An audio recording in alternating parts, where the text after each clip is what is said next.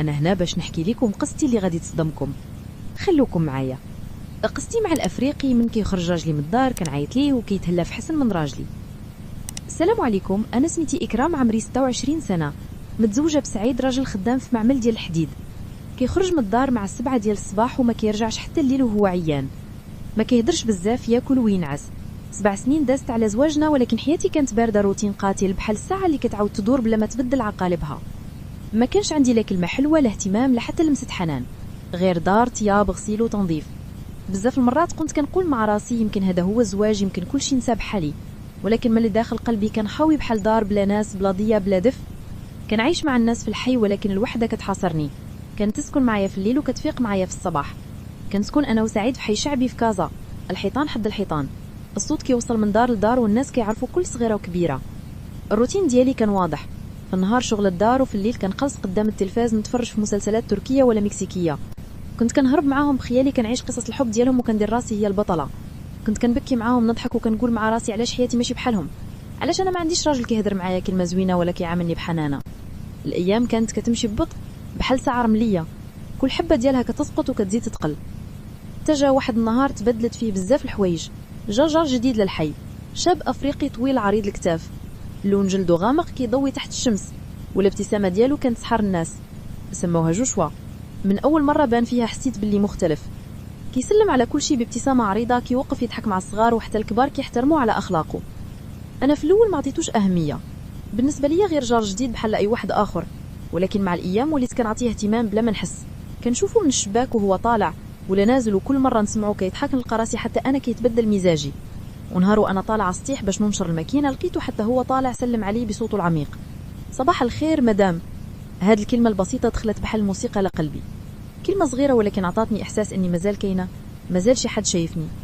كلمه جابت كلمه وضحكه جابت ضحكه، وديك اللحظه حسيت براسي كنرجع نضحك من القلب بحال شي حاجه داخلي كانت نايمه وفاقت. ومن داك النهار ولات عندي عاده جديده، نسرح شغري مزيان، نلبس بيجامه زوينه، ونطلع للسطيح في الاوقات اللي كان عارف يمكن نصدفوا فيها. النظرات بيناتنا كانت تهدر بلا كلام، ماشي بزاف، غير واحد التركيز اللي كيبان في العينين وكيخلي القلب يدق بسرعة. حتى مرة ما جابها للخارج على الاحترام، ولكن عينيه كانوا كيعطيو إشارات ما تحتاج تفسير.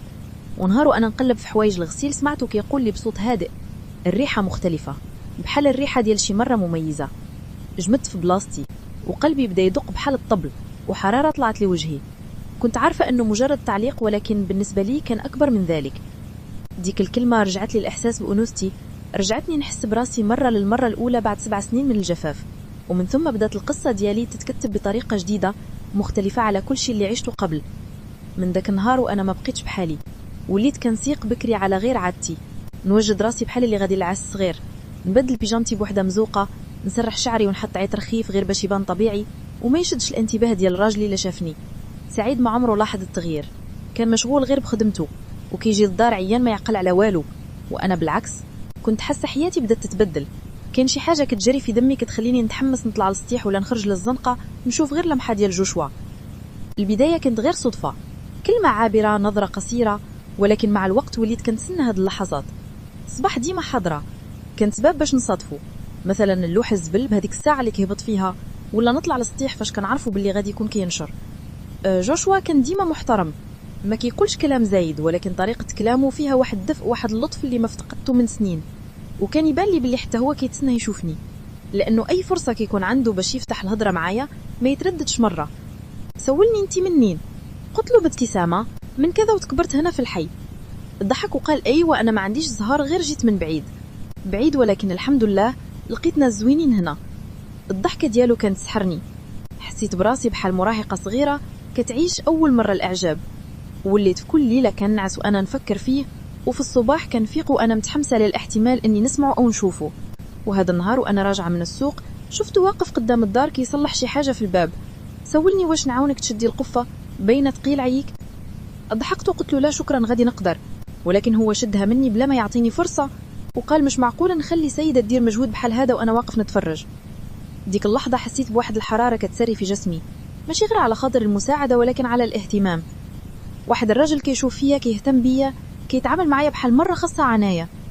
دخلت للدار وقلبي ما كيبغيش يوقف من الدق، وحتى ملي جا سعيد في الليل كنت جسد بلا روح، ما بقى عندي تركيز معاه. بالعكس وليت كنهرب منه حيت عقلي مشغول بشي حد آخر. وفي الليل وأنا نقلب في راسي على المخدة سمعت صوت جوشوا كيغني بصوت من دارو، صوت دافي فيه إحساس دخل في عروقي بحال المخدر. ومن ذاك النهار عرفت راسي دخلت طريق ما غاديش تكون سهلة.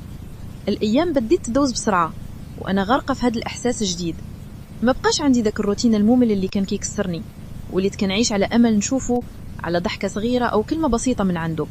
نهار على نهار العلاقة ديالنا ولات أوضح، ماشي بكلام مباشر ولكن بالنظرات والاهتمام الصغير. مرات كان كيوقف غير باش يسلم علي أو يسولني كل شي بخير، محتاجة شي مساعدة.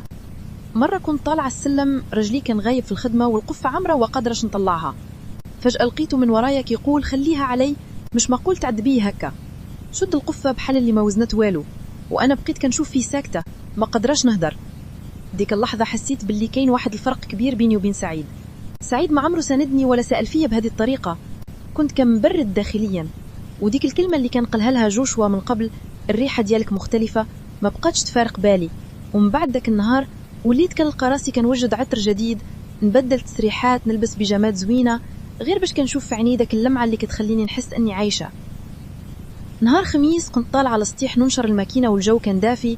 جوشوا طلع حتى هو وكان لابس تيشورت قصير كيبان فيه جسمه الريابي.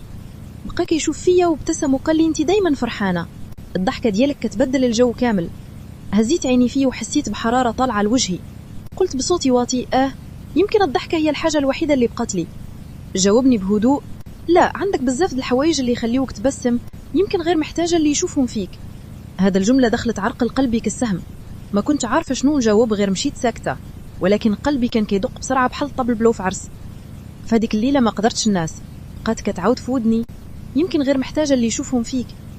حسيت باللي هو الوحيد اللي شايفني، اللي ملاحظني واللي معطيه قيمة لوجودي. ومن هنا بدات الحكاية تكبر، ما بقيتش مجرد ضحك ولا تسالي، ولات حاجة أخرى كتشدني له بقوة بحال المغناطيس ما قدرش نتحكم فيه. ديك الأيام ولات حياتي كلها كتمحور على وجوده. كل صباح كنفيق وقلبي عامر حماس، غير نفكر واش نلقاه ولا لا. حتى الخدمة ديال الدار ولات عندها معنى جديد،